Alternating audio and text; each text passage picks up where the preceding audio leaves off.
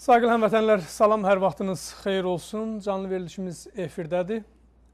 Birazdan Bakı stüdyosundan Biz Kimik proqramı sizə təqdim olunacaq. Sayın Profesor Doktor Firidun bəy Ağasoğlu və eləcə də onun bu axşamki qonağı araşdırıcı yazar Bəxtiyar bəy Tuncay. Mövzu isə Alban tarixində Qıpçaq izi. Maraqlı bir mövzudur. Əminəm ki, tarixlə məşğul olan soydaşlarımız kifayət qədər bundan istifadə edəcək. Mən sadəcə sözü Sayın Firidun bəyə vermədən öncə bunu Ərdəbildən olan soydaşlarımıza bir xitabımız var Günas TV olaraq. Aldığımız bilgilərə əsasən eyni zamanda İranın rəsmi mətbuatının da yazdığına görə İranda ən çox səratan xəstəliyindən, yəni bu xərçəng xəstəliyindən ölənlər Ərdəbildədir. Bir sıra tədqiqatlar aparılıb bu istiqamətdə. Bəlli olub ki, Ərdəbilin, yəni Behdaşt məmurlarının da verdiyi rapora görə bəlli olub ki, Ərdəbilin suyu səbəb olur. Kanalizasiyalar və digər, yəni yeraltı və yaxud yerüstü oradakı karxanələr və yəni fabrikalar və s.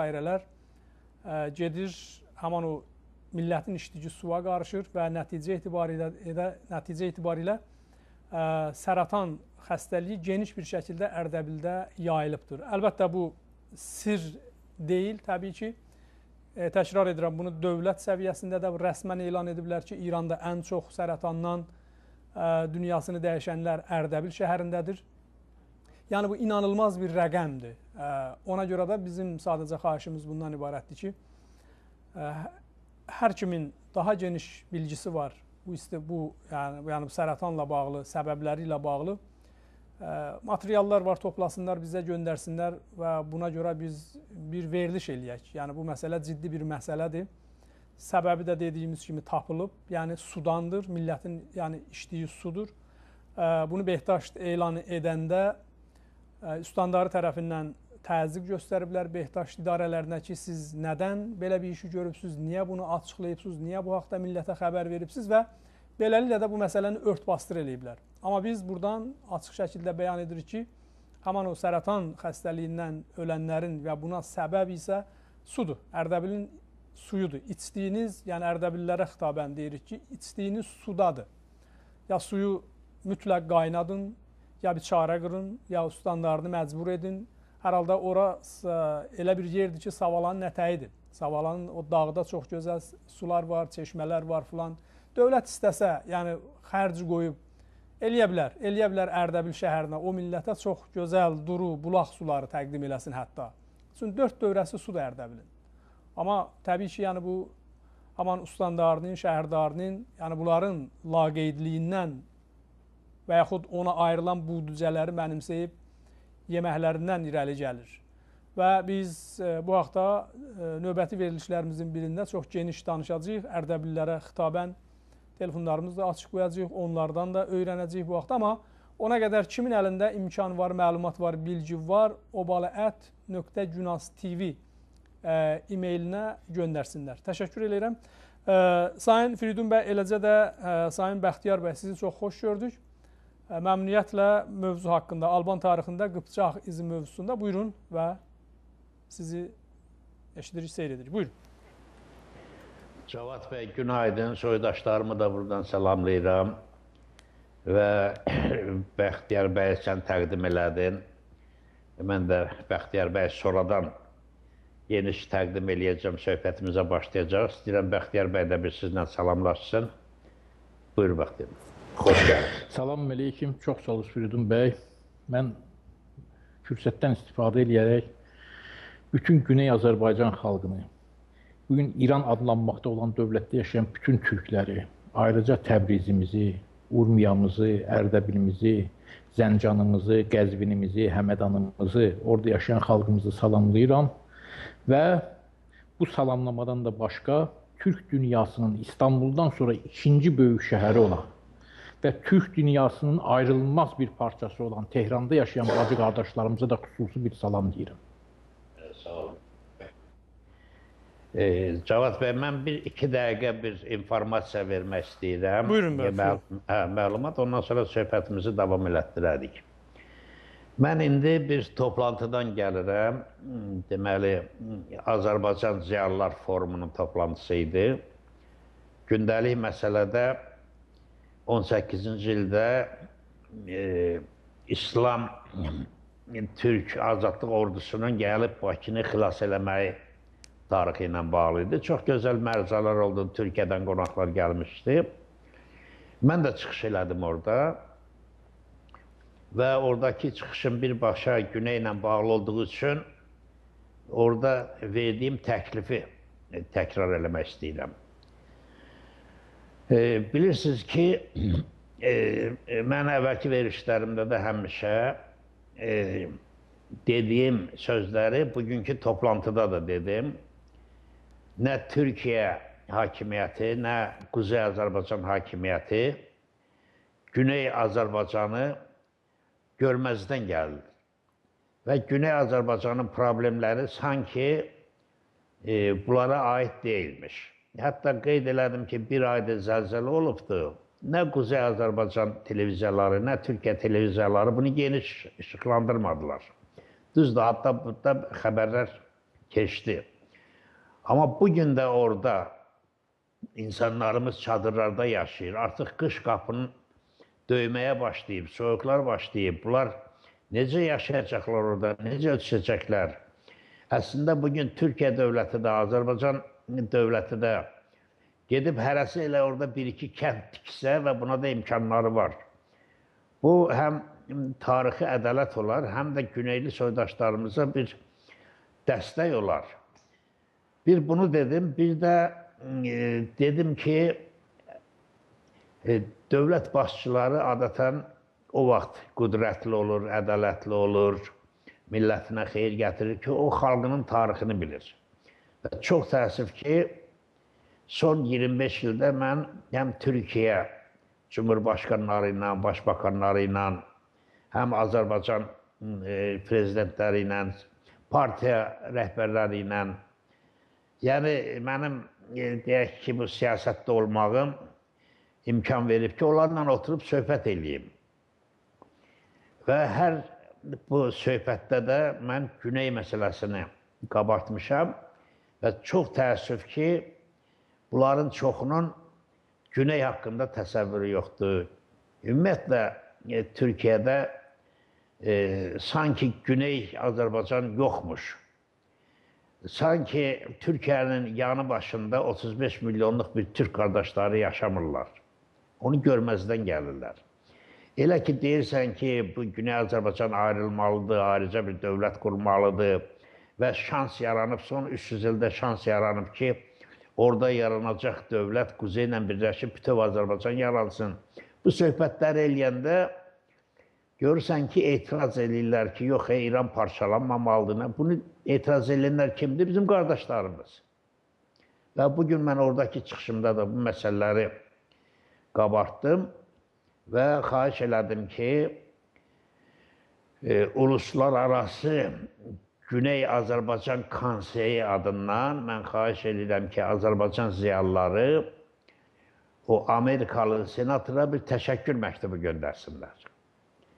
Bizimkilər burada Güneyin ağrısını, acını görmür, amma Amerikalı orada bir senator artıq Azərbaycanın bütövləşməsindən söhbət edir və bunu gündəmə gətirir. Biz heç olmasa ona bir razılıq məktubu göndərməliyik. Və bunu da yaxşı qarşılandı və ümid edirəm, iclas hələ orada davam eləyirdi, mən çıxdım. Yəqin ki, o toplantının qərarlarından bir bənddə bu olacaq ki, həmin Amerikalı senatora təşəkkür məktubu ziyalılar adından göndəriləcək. Mən bu arayışı ona görə verdim ki, bu birbaşa bizim güneyli soydaşlarımızla bağlıdır. Yəni, onlar bilsinlər ki, tək deyirlər. Artıq Güneyin ağrısı, acısı okeanın o tayında da eşidilməyə başlayıbdır. Gündəmə gəlməyə başlayıbdır ki, bu şansdır. Bu şansdan əlbəttə biz istifadə eləməliyik. Halbuki bir 4-5 il bundan qabağa qədər hansını dindirirdin?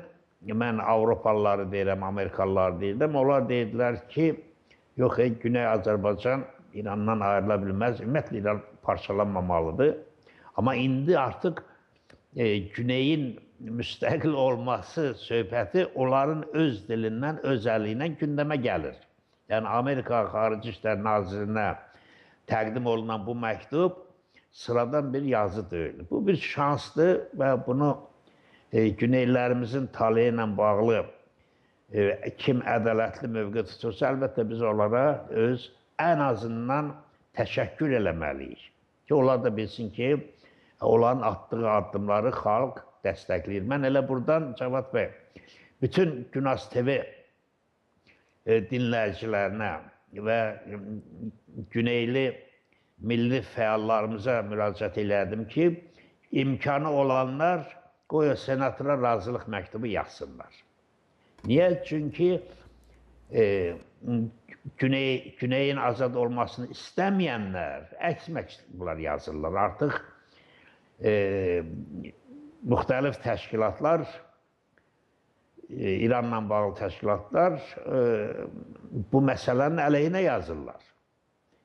Və bu mənada bu ekranda gördüyünüz senatora kimin imkanı varsa e-mailinə yaxud poçtuna razılıq yazsın. Hətta mən istərdim ki, Günas TV bir belə ya link açsın, ya bir səhifə açsın, orada soydaşlarımız orada adlarını qeyd elətdirsinlər, razılıqlarını bildirsinlər ki, və bu toplu şəklində getsin, Avropadan getsin, Türkiyədən getsin, Quzey Azərbaycandan, Güney Azərbaycandan. Artıq bu hadisələr son 300 ildə bu şans yaranıbdır. Və millətimizin azad olmağına da kim dəstək verirsə, əlbəttə biz onları qiymətləndirməliyik. Bu dediklərim bugünkü deməli, Ziyalı Forumunun toplantısında olan söhbətləri idi. Mən bu informasiyanı verdim. Yəqin ki, sabahki qəzet saytlarda da o forumdakı məsələlər işıqlandırılacaq. Elə bu başda mən xəbəri verdim. İndi keçək bugünkü söhbətimizə. Onu da deyim ki, mən artıq neçə ildir bu biz kimlik verilişini aparıram, soydaşlarımız baxır. Adətən mən İslama qədər ki, tarixi yaxşı bildiyim üçün bütün mövzuları bu qədim tarixlə bağlıydım. İslama qədər ki, tarixdən danışırdım. Amma bir mövzunu da çox danışanda o dinləyicilər də yorulur. Mənim özüm üçün də ağır olur. Bir mövzunu ikinci dəfə ekrana daşımaq da istəmirəm. Ona görə meydanı mən gənclərə buraxmalıyam. Bu ayın axırına qədər yəqin ki, bir-iki verilişdə biz görüşəcəyik inşallah. Bir 5-6 ay mən fasilə verib, sonra Əhməd bəylə ola bilər ki, bir proyekt hazırladıq. Ayrı bir şəkildə mən yenə sizin görüşünüzə gəlib xidmətinizdə olacam. Ona görə bu son bir-iki verilişdə nə qədər sualınız var, ürəyinizdə nə suallarınız varsa, onları da əlbəttə deyə bilərsiniz. Mən bugünkü keçən verilişimizdə xatırlayırsa, mən Ramiz Əsgəri dəvət eləmişdim. Bir alimimizdir, yazarımızdır, onun yaradıcılığını geniş təqdim elədim ki, o millətimiz öz aydınlarını, yazarlarını tanısınlar. Və bugün də Bəxtiyar Tuncay bəy dəvət eləmişəm, mənim qədim dostlarımdandır. Milli Azadlıq Hərəkatında bir yerdə olmuşuq, düzdür o vaxt Bəxtiyar bəy çox çaban idi. Amma Bəxtiyar bəyin haqqında mən burada danışmışam, özü olmayanda da çox danışmışam. Hətta Bəxtiyar bəyin anasının o üç rəngli bayrağımızı necə tikib verirdi Bəxtiyara, Bəxtiyar gətirib orada meydanda onları paylayırdı. Bunları da danışmışam sizə. Bu mənada indi Bəxtiyar bəy son illər tarixlə məşğuldur və çox dəyərli kitabları da çıxıb. Biraz təvəzzökardır. Mən ona dedim, kitabları da gətir, burada bir-bir göstərim və o kitabların içindən söhbət eləyək. Kitablarını gətirmədi, amma bir-iki şəkil göndərdik. Yəqin o şəkillərin içində kitablardan da olar. Söhbət əsnasında Rauf bəydən xahiş edirəm, onları ekrana qoyar, kitablar haqqında da məlumat verərik. Bəxtiyar bəyin deməli, maraq dairəsi, yazı amplitudası çox genişdir. və bu genişliyi əhatə eləmək bir verilişdən təbii ki, mümkün olmayacaq. Rauf bəy, bu şəkilləri Bəxtiyar bəy danışanda qoy ki, o şəkillər haqqında da deməli, izahat versin. Yəni, bunlar bir də təkrar ekrana güman eləyirəm gələcək. Amma bugünkü söhbətimiz Alban tarixi ilə olacaq. Albanların etnik tərkibi ilə, Alban yazıları ilə, Albanlardan bizə nə qalıbdır? Bilirsiniz ki, indiyə kimi Albanları Türk kimi vermirdilər və Alban dövlətini də Qafqaz dilli xalqların qurduğu bir dövlət kimi təqdim edirdilər. Bu rəsmi tarix kitablarında belə idi, dərsliklər elə düşürdü. Amma son illər əlbəttə tədqiqatçılarımız, Bəxtiyar bəy kimi indi dilim ona gəlmir, gənc deyim. Çünki mən onu dəliqanlı vaxtlarından tanıyıram. Amma mənə görə gəncdir. Çünki mən bizdən sonra gələn nəsildir. Əlbəttə, bu bizdən sonra gələn nəslin bu tarixlə ilgilənməsi, özdə sağlam düşüncəli gənclərin bu sahədə qələm oynatması, əlbəttə, bu yaxşıdır. Bəxtiyar bəy, sənin deməli, araşdırmaların çox genişdir, əhatəlidir. Onların hamısını əlbəttə ki, əhatə eləyə bilməyəcək. Yeri gəldikcə bəzilərinə toxunaraq. Amma əsas bugünkü söhbətimizlə bağlı Albanlardan başlayaq. Albanlar kimdir? Alban dövləti nə vaxt quruldu? Yəni, bu 1000 il davam edən bir dövlətin niyə bizim əlimizdən almaq istəyirdilər? Hansı əlamətləri bizdən gizlədirdilər? Və sənin bu sahədə apardığın araşdırmalar, bu barədə buyur, söhbətimizə başlayaq. Albanlar haqqında bu günləri rəsmi Azərbaycan elmində qəbul olunmuş müəyyən fikirlər var və bu fikirlərə diqqətlə baxanda belə bir təəssürat yaranır ki, güya Azərbaycanın şimalı tamam başqa bir xalq olub, cənubu tamam başqa bir xalq olub, cənubunda Atropatena, yəni qədim Azərbaycan dövləti olub və güya onun sərhədləri Araz çayına qədər olub, Arazdan şimalda bəzi mənbələrdə, məsələn, Suriyanın mənbələrində, Gürcü mənbələrində, Ərəb mənbələrində, yəni sonraki Ərəb mənbələrində Aran kimi adı çəkilən, fəqət antik müəlliflərdə Albaniya kimi adı çəkilən bir dövlət olub və belə təəssürat yaranır ki, güya bunların dəqiq bir sərhəddi var. Etnik baxımdan da bunlar güya başqa-başqa xalqlardır. Təbii ki, bu ideologiya Sovet dövründə işlənmiş ideologiya əsaslanan elmi baxışlardır və bugün də onu davam etdirməyə çalışırlar. Amma tarixi mənbələrin, istər antik mənbələrin, istərsə də erkən ərəb mənbələrinin tədqiqi göstərir ki, Albaniya sadəcə və sadəcə Azərbaycanın bir əyaləti olub.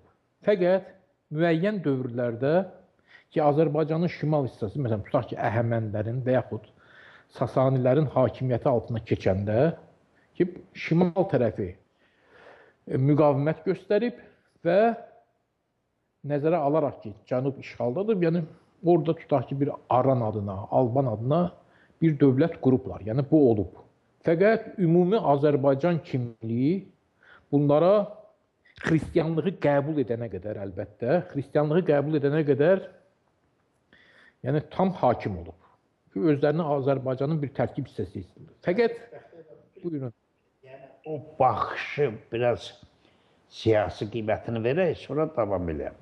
Yəni, Bəxtiyar bəy düz deyir. Son illərə qədər hansı konsepsiya ilə bunu təqdim edirdilər? Arazdan yuxarı ayrı bir xalqdır, Arazdan aşağı ayrı bir xalqdır. Yəni, bunu zehinlərə yeritmək üçün o kitabları yazırdılar və İranşünaslar Güneyi Azəri adı ilə İran dillərə bağlayırdı. Güya ki, Azəri də İran sözüdür və Quzeyi də Albanlara bağlayırdılar ki, bunlar da Qafqaz dillərdir. Deməli, məqsəd nə idi? Məqsəd bu Azərbaycan türklərinin ikiyə bölüb həm güneydəkiləri, həm də quzeydəkilərin türk olmadığını ortalığa qoymaq idi. Məqsəd də o idi ki, yəni birdən şərait yaranar bugünkü kimi. Mən o söhbətə başlayaraq dedim, bu şans yaranıb.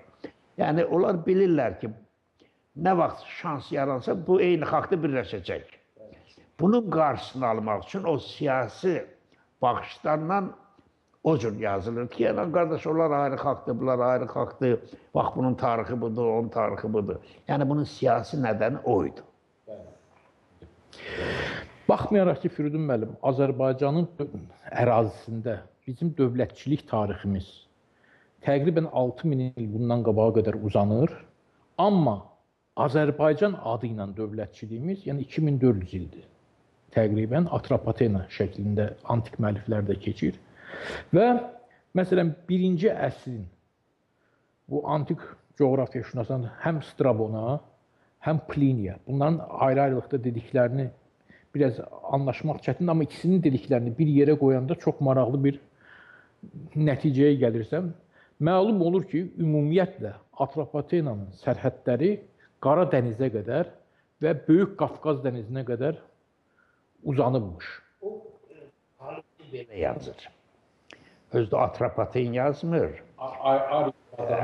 Ölkəsi. Yəni, əslində Atropaten adlı ölkə olmayıb. Atropaten bir tituldur. Bir 10-15 dənə Atropat adlı adam olublar. Yəni, o kahinlərin başçısı, həm də dövlət başçısı idi. Bunlara Atrap deyildiyi üçün, yəni Atrapın ölkəsi. Özü də Atropaten Strabon ilk dəfə o yazıbdı. Bir-iki yerdə işlədib. Bir də ondan sonra Atropaten adını erməni qaynaqlarında bir-iki yerdə rast gəlir ki, Atropatik. Yerdə qalanlar hamısı, deməli, o ərazinin adı, sən dediyin Tiflisdən, Qaradənizdən başlamış da Həmədana qədər Kiçik Midya idi, Kiçik Mada. Oradan aşağıda Böyük Mada. Amma əvvəl bunlar hamısı bir Mada idi. İskəndər gələndən sonraki o güneyi zəbt elədi. Quzeydə qalana Kiçik Mada deyirdilər. Yəni, o Atropatena, Adurpadagan ən dəqiqdə Azərbiqan şəklindəki yazılış var. Onu çox düz deyirsən. Yəni, Arazın həm quzeyini, həm də güneyini əhatə eləyirdi. Və işin ən maraqlı tərəfi budur ki, sonradan ki, bu erkən ərəb coğrafiyaşünasları ki, bütünlüklə baxışlarını o qədim Yunan coğrafiyaşünaslarının əsasında qururlar. Onlar da qeyd edirlər ki, Azərbaycanın sərhədləri Abxaziyanı da Azərbaycanın içərisində göstərirlər. Çeçenistanı da Azərbaycanın içərisində göstərirlər, təsəvvür edirlər. Sən ərəbi deyirsən. Hətta eradan qabaq 2-ci əsrdə Polibi yazır ki, bunun sərhədi Rion çayına qədər gedir. Təkcə onu demir, yox. Rion çayından da o yana Pont üzərində yüksəlir. Pont da Qara dənizin adıdır antik müəlliflərdə. Yəni, mən də ondan çıxış edirəm. Hə, və məsələn, tutaq ki, gələk bu Sasanilər dövrünə. Bir vaxt var idi ki, yəni Azərbaycanın güneyi Sasanilərin tərkibinə keçmişdi. Amma şimalı da qısa bir müddətə, yəni bu Sasanilər imperiyasının tərkibində oldu və o dövrdə bunlar Dərbənd qalasını biraz genişləndirirlər və orada yerli bugünkü dillə desək, cənubların başa düşəcəyi dillə desək, Ostandarı tutaq ki, Sasanilər imperatorluğunun orada bir yazı qoyub. Və bunu da orta Fars dilində yazıb qoyub, yəni Sasanilər dövrünün, bu günlər bizim Taht dili adlandırdığımız dildə yazıb. Yazır ki, bunu Atropatenanı, yox, Aturpatakanın, o bu cür yazır, Aturpatakanın armarkarı filankəs tikdirib. Yəni, bu onu göstərir ki, ən azı Sasanilər dövründə də hətta Dərbəndə qədər olan torpaqlarımız Azərbaycan adlanır. Və Aran bunun yalnız və yalnız bir hissəsinin adı idi. Və bunlar, yəni Güney Azərbaycan, tutaq ki, Farsların işğal altına keçəndə öz müstəqillikləri uğrunda mübarizə aparıblar və şimalı müstəqil saxlaya bilirlər. Sanki elə bugünkü geosiyasi vəziyyətdir. Güney Azərbaycan Farsların işğalı altındadır bu günləri, Quzey Azərbaycan müstəqildir. Fəqət bunu Azərbaycan adına etmirdilər, yəni Aran adına edirdilər, Alban adına ediblər. Və əslində ayrılmaq isə güneydən öz təcrid olunmaq məsələsi. Bunlar ancaq xristianlığı qəbul edəndən sonra ki, bu din fərqi yarandı. Onlar hətta, yəni bu Quzey Azərbaycandakı xristian olmayan yerli əhalidən də özlərini təcrid edirdilər. Bu tamam başqa bir mədəniyyətin içərisinə girmişlər. Amma etnik baxımdan istəyir Azərbaycanın güneyi olsun, istəyir quzeyi olsun, dini baxışları nə olursa olsun, yəni vahid dildə danışırdılar və həmin dövrdə mənim gəldiyim nəticəyə görə, baxmayaraq ki, burada Azərbaycan ərazisində, yəni İslamdan qabaqki dövrdə bizə məlum olan demək olar ki, bütün türk ləhcə və şivələri var idi, onun daşıyıcıları var idi və mən bu fikirdəyim ki, İslamdan sonra əslində bizim bir xalq kimi vahid dil əsasında konsolidasiyamız baş verdi, yəni birləşməmiz baş verdi. Ondan qabaq müxtəlif türk tayfaları da hərəsi öz ləhcəsində, Uyğur ləhcəsi də hətta burada var idi, Qıpçaq ləhcəsi, Oğuz ləhcəsi və daha yaygın olanı Qıpçaq ləhcəsi idi və həmən gəldiyim nəticə budur ki, Qıpçaqlar daha çox şəhər əhalisi idilər. Oğuzlar isə daha çox tərəkəmə, yəni yaylaq, qışlaq həyatı sürürdülər və Qıpçaqlar Oğuzlara nisbətən daha qədim yazılı mədəniyyət burada yaradıblar. Mənim gəldiyim nəticə budur. Və bu da Albanların dövrümüzə qədər gəlib çatmış yazılı ədəbiyyatında və eyni zamanda onların məktəbləri, yazı sistemləri haqqında olan məlumatlardan da özünü göstərir.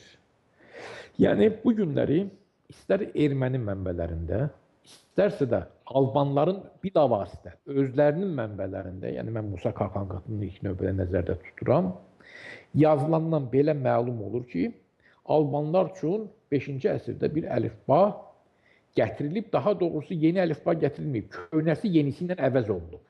Bu açıq şəkildə göstərilir ki, yəni bundan qabaq da bunların əlifbası olub və mənə elə gəlir Firidun müəllim, siz o əlifbanı tapmışsınız. Daha doğrusu siz yox, Rus arxeologları tapıblar, siz onu türkçə oxumusunuz ilk dəfə.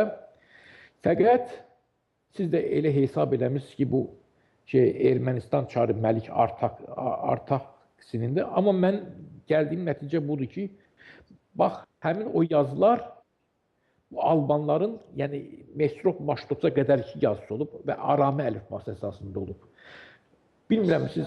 Əslində Arami əlifbası ilə qədim türk əlifbası çox yaxındır. Niyə? Çünki ikisinin də kökü qədim türk əlifbasıdır. Bəli. Mən də oxuyum. Bu günləri elm aləmində indi Arami adı qəbul olunduğuna görə biz də məcburuq o adla, yəni adlandıraq. Ümumiyyətlə o əlifbanın kökü türklərlə bağlıdır. Sonradan, yəni türklərdən bu Samilərə keçib və çox təəssüf olsun ki, Sami xalqlardan biri olan Aramilərin adı ilə bağlanır. Amma biz, yəni ədalət xatirinə deməliyik ki, tarixin müəyyən dövründə Aramilər çox mədəni xalq olublar və bütün ön və orta şərq, ön və orta şərqə təsir gücünə malik olublar. Hətta təsəvvür edin ki, Əhəmənilər dövründə və Sasanilər dövründə bu Fars imperatorluğunun ikinci rəsmi dili Arami dili olub. Yəni bu tarixi mənbələrdə bundan qaçmaq mümkün deyil. Və hətta ehtimal var ki, Midiya dövründə də, məsələn, Midiya dilindən sonra ikinci dil kimi ola bilsin ki, bu işlənib, bu ehtimaldır. Amma Əhəmənilər... Arayış verim. Yəni, Midiya çağında deməli, Assurlar Midiyadan da biraz öncə, hətta Manat çağındakı getdilər, Yerusəlimi zad tutublar. Oradan Yahudi boylarını sürgün elədilər Babilistana və bir qismi də onların yerləşdirildi. O vaxt Assurlar tutmuşdular Həmədan aşağı bölgələrini. Bir qismini də orada yerləşdirdilər. Çünki Həmədan sonraki Mada, Midiya dövlətinin paytaxtı idi. Onların da dili yaxındır da, hər ikisi Semit dilidir. Əhəmənilər hakimiyyətə gələndə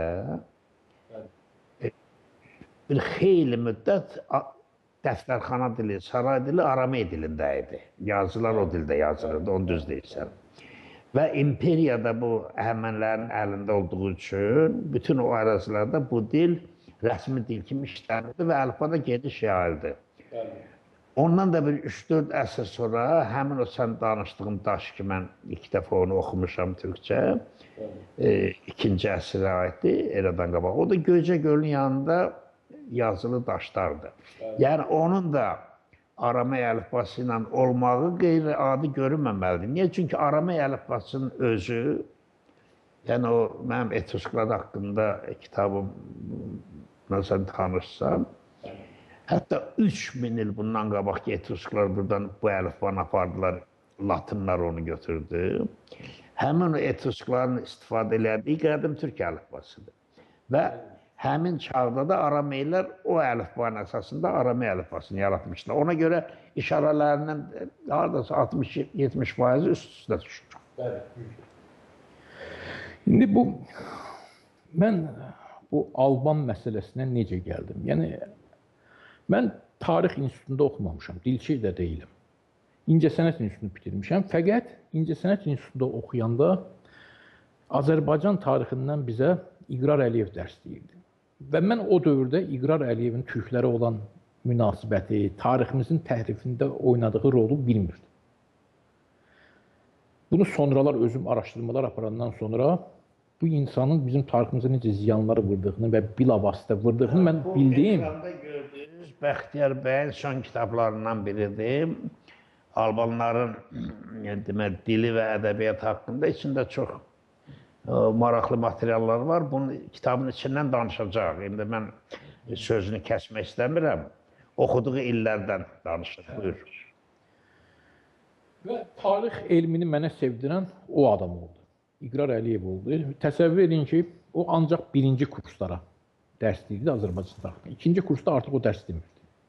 Mən ikinci kursda oxuyanda, üçüncü kursda oxuyanda öz dərslərindən qaçırdım. Yenə də gedirdim birinci kursların dərsinə ki, onun mühazirələrinə qulaq asım. Savadda adam idi. Bəli, bəli. Amma türkün əleyhinə yazır. Hə. Və mən də onda inanırdım. Mən də ona inanırdım ki, doğrudan da Azərbaycanın güneyində, yəni türk olmayıb, bunlar fars əsilli olublar, Şimali Qafqaz əsilli olub. Fəqət bu adam mənə tarixi və Azərbaycan tarixini sevdirdi. Yanlış şəkildə də olsa sevdirdi. Və maraqlıdır ki, o dövrdə, bilmirəm, hardansa, bəlkə də bunu ilham adlandırmaq olar. Yəni, neysə, kənardan bir vəyhə bənzər bir şey adlandırmaq. Mənim ürəyimə bir fikir gəldi ki, neysə, inanmağa başladım ki, bir vaxt gələcək mən Almanların ədəbiyyatını tapacağım. Və bu fikrə o qədər aludə olmuşdum ki, hətta tələbə yoldaşlarım mənlə zarafat edirlər. Alban şünas gəldi, nə oldu? Alban ədəbiyyatını tapdın mı deyə bu şəkildə. Və görünür doğrudan da bir qədər, qəza məsələsində bu da varmış. 30 ildən sonra da olsa. Deməli, Alban mövzusu məni çox maraqlandırırdı və artıq tutaq ki, Qiyasəddin Qeybullayevin, Yusif Yusifovun, sizin əsərləri oxuya-oxuya gerçək tariximizin nə olduğunu artıq başa düşmüşdüm və müəllimim İqrar Əliyevin də bizi yanlış istiqamətdə yönəltdiyini bilirdim. Fəqət Albanların udun olduğu barədə fikir hələ beynimdə qalırdı. Və bütün araşdırmalarımı da udun materialı əsasında aparmağa çalışırdım. Ki, indi mən istəyirəm sevimli tamaşaçılara udinlər haqqında qısaca bir-iki cümlə məlumat verim. Yəni, udinlər bu günləri Azərbaycanın şimalında Oğuz rayonunda sayları bir neçə min nəfərdir. Bir də deməli, Qəbələ rayonunun Niç kəndində yenə də sayları bir neçə min nəfərdir cəmi. Qafqaz dilli xalqlar, mədəniyyətləri bizimlə bütünlüklə eynidir, fəqət dilləri yəni türk deyirlər və dinləri də xristiyandır. Baxmayaraq ki, qeyd edirəm, xristiyan olmaqlarına, bizim müsəlman olmamıza baxmayaraq, mədəniyyətlərimizdə birgə yaşayışdan doğaraq çox böyük eyniliklər. İslam gələndən sonra biz xristiyanlığı buraxıb, İslama keçdik, amma onlar buraxmadılar. Bəli, onlar buraxmadılar. Deməli, günlərin bir gününə Qiyasəddin Qeybullayevi oxuyanda mən çox maraqlı bir şeyi başa düşdüm. Yəni, bütün mənbələr deyir ki, 5-ci əsrdəki bu Mesrop Maştots gəlir, ermənilərə, albanlara və gürcülərə əlifba yaradır. Bunu Qarqar dili əsasında, daha doğrusu ləhcəsi əsasında yaradır. Və Sovet tarixşünaslığında da bilirsiniz, Qarqarlar da, yəni Qafqaz dilli xalq kimi təqdim olunurdu, türk oldu. Qiyasəddin Qeybullayevi oxuyanda birdən mən başa düşdüm ki, bunlar türkdülər və qıpçaqdılar. Qiyasəddin Qeybullayev öz kitabında bunu elə gözəl açıqlayır. Yəni, siz artıq tamaşaçıları müəyyən bir hazırlıq səviyyəsinə gətirdiyiniz üçün mən onlara müraciətən deyim. Yəni, Bartot var, Rusların məşhur alimi idi, səhv etmirəmsə Yahudi əsillidir. Onun məsələn, Manas, Qırğızların məşhur Manas dastanı haqqında yazdığı bir şeydir.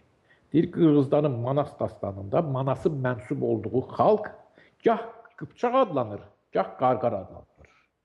Və yaxud Ambrabzon var, 16-cı əsrdə Manqışlaqda baş vermiş hadisələrdən danışanda Qıpçaq Qarqar xalqının adını çəkir.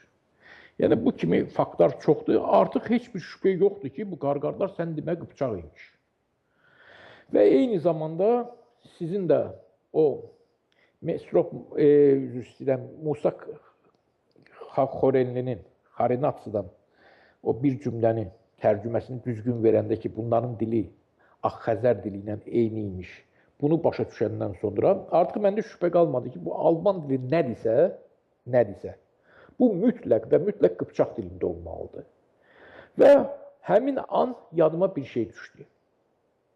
Ki, yəni mən bütün sahələrlə maraqlanırdım. Türkologiyanın da və Fərhad Zeynalovu da oxumuşdum. Türkologiyanın əsaslarını özü bir dəfə yox, bir azı 10 dəfə oxumuşdum. Ona görə az qala o kitabı əzbər bilirəm. Və Fərhad Zeynalov da o kitabında erməni qıpçaqcası deyilən bir şey haqqında danışır. Ki, deyir, bu hərflər erməni hərfləridir. Amma dili qıpçaq dilidir. O dəqiqə beynimə fikir gəldi ki, bu erməni qıpçaqcası deyilən şey Alban dili olmalıdır. Madam ki, Mestrov Maştot gəlib həm ermənilərə, həm Albanlara əlifba düzəldibsə, ola bilməzdi ki, bunlara ayrı-ayrı əlifba düzəlsin. Eyni qrafik əsasında əlifba düzəltməli idi.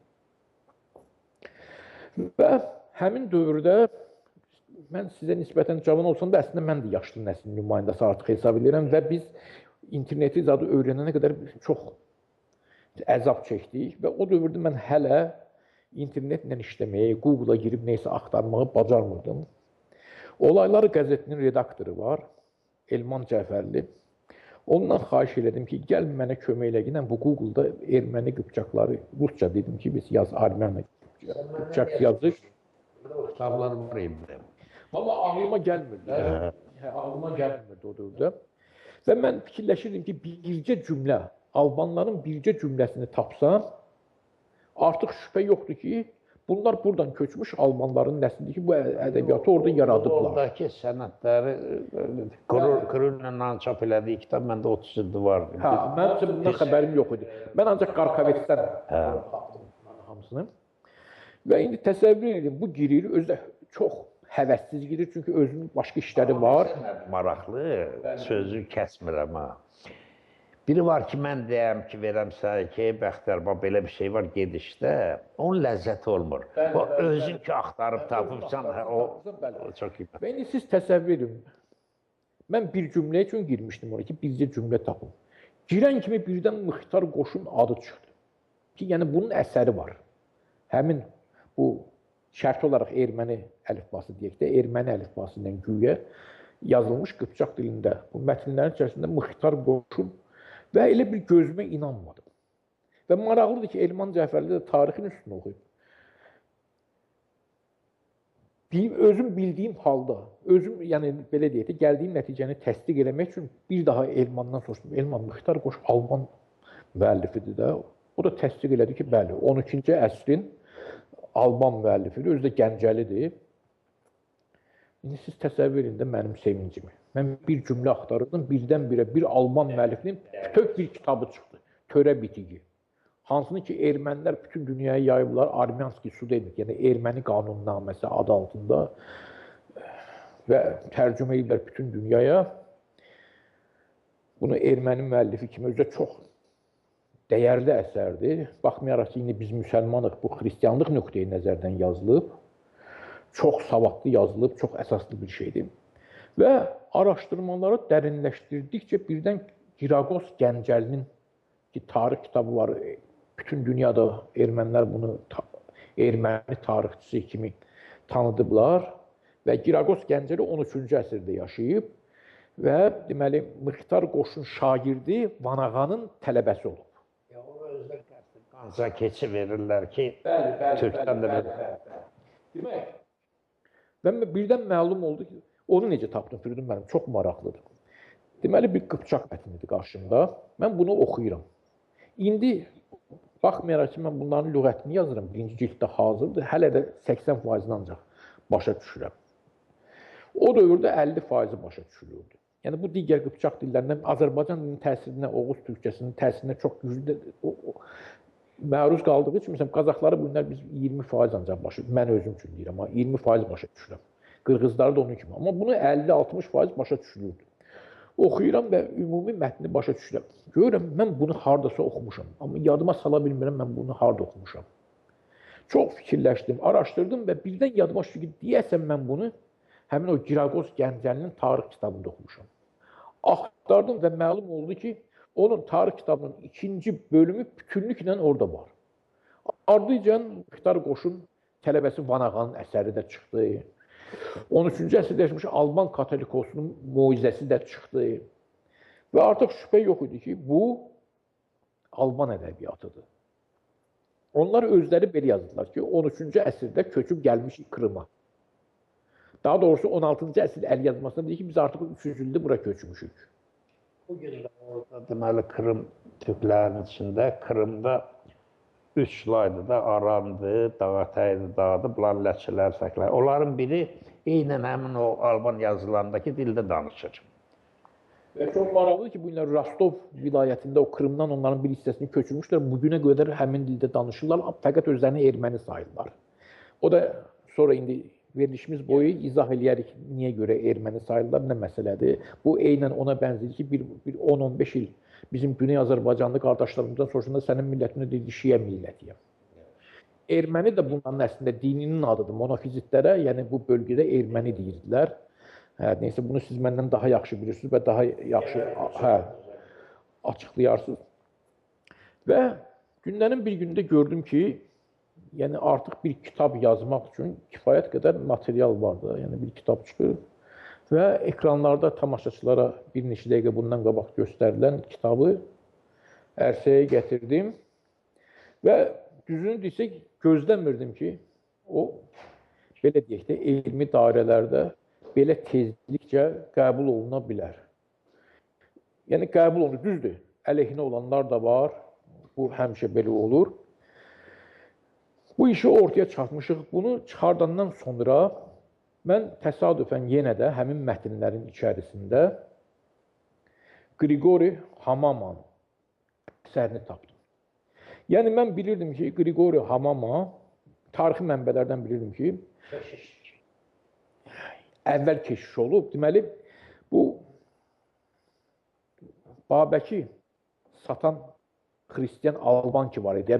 Bəzən onu erməni yazırlar, bəzən Alban yazırlar. Səhl İbn Sumbat. Bu Babəki ərəblərə satandan sonra ərəblər Şimali Azərbaycanda böyük bir ərazini buna verib oranın hakimi təyin edirlər. Təbii ki, ərəblərdən asılı olan hakimi. Və Qriqori Hamamada bunun nəvəsidir. Bu özü isə Mehranilərin nəslindəndir. Amma artıq türkləşiblər, təmiz türkdülər, yəni heç bir şübhə yoxdur.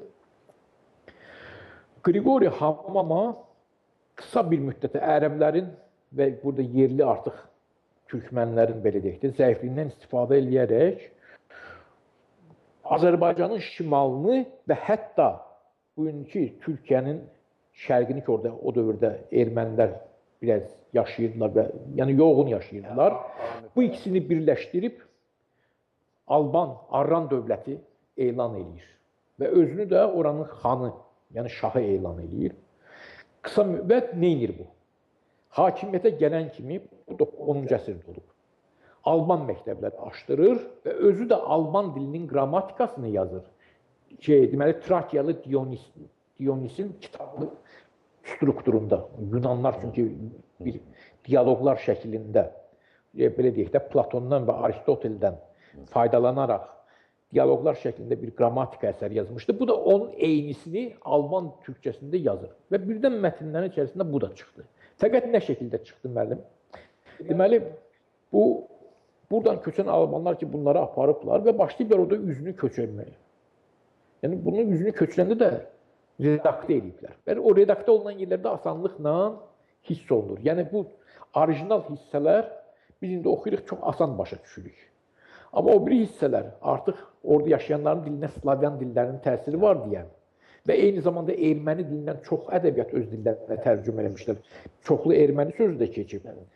Yəni, onun dili ilə, 16-cı əsrin dili ilə bunların dili fərqləndir. Bu saf türk dilidir, qıpçaq dili. O da türk qıpçaq dilidir. Qoysana bir arayış verim. O, Lvovda qıpçaqların xristiyan, mən onlara erməni demirəm, onlar xristiyan qıpçaqlar. Və monofizik demək lazımdır, məktəbləri monofizik.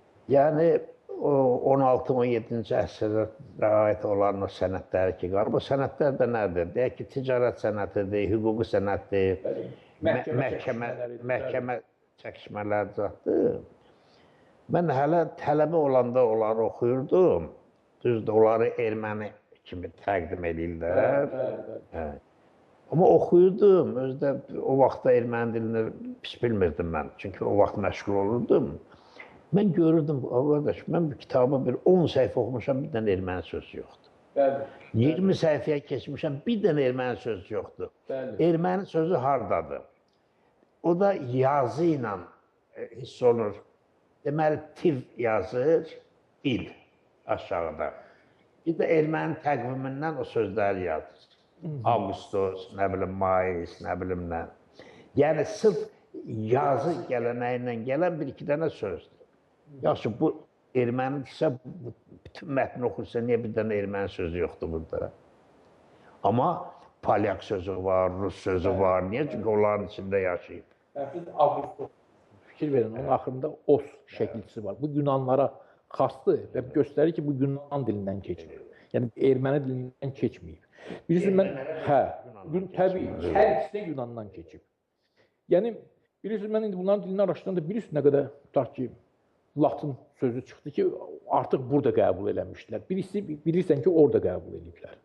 Yunan sözü var, burada qəbul ediblər.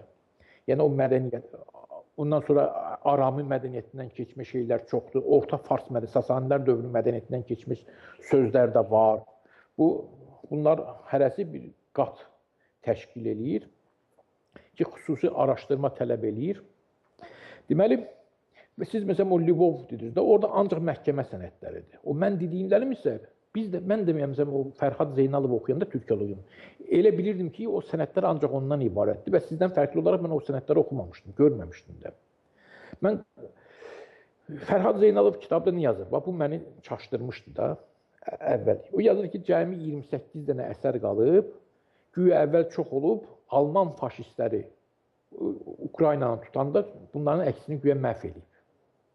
Amma Qarkoviçi oxuyanda məlum oldu ki, Venetsiyada, yəni İtaliyada, Avstriyada, Polşada, yəni Cənub qardaşlarımız Lehistan deyirlər. Bəli, çoxu oradadır. Yəni Avropanın bir çox kitabxana və əlyazma fondlarında bunların səhifə hesabı götürsək 30 mindən artıq səhifə əlyazması durur. Düzdür, bunların çoxsu bir-birinin təkrarıdır filandır. Üst-üstə 280-dən artıq ayrı müstəqil əsərlərdir. Və həmin dedim o Mıxtar Qoşda filan da yəni o Lvovdakilardan çıxmayıb. Məsələn, Mıxtar Qoşun əsəri həm Venetsiyada var, həm Avstriyada var, biri də ki Polşadadır.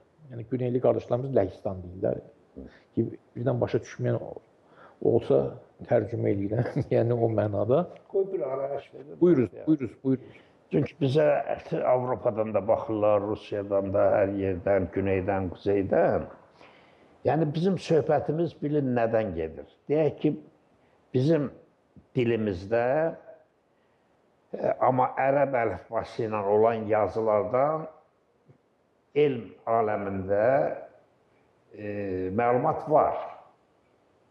Deyək ki, Həsənoğlu ərəb əlifbası ilə yazıb, amma türkçə yazıb. Nə bilim, Füzulin əsərlərində ərəbcə yazıb, ərəb əlifbasında amma türkçə yazıb və s. Yəni bu ərəb qrafikası ilə olan türk qaynaqları başda Dədə Qorqud olmaqla bəllidir.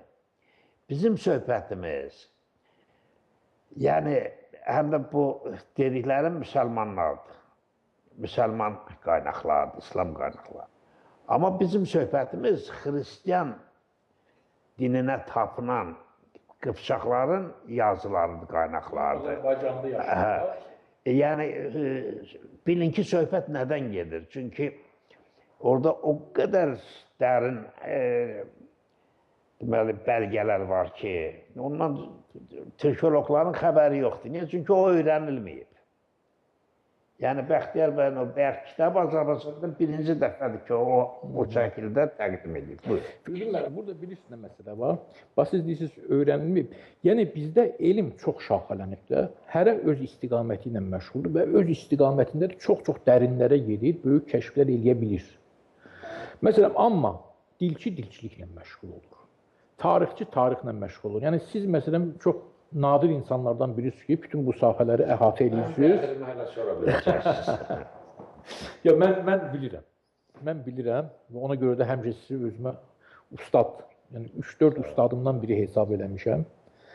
Çünki sizin kitablarınızdan çox şey götürmüşəm və tədqiqatlarında da həmişə Türklər demişkən, mən bunu şakaya yaptım. Amma məsələ buradadır ki, Bəxtiyar bəy, indi niyə klassik şərqşünas yetişmir, klassik tarixçilər yetişmir, deyək ki, Bartok kimi, Krımski kimi, Jelimovski kimi və s.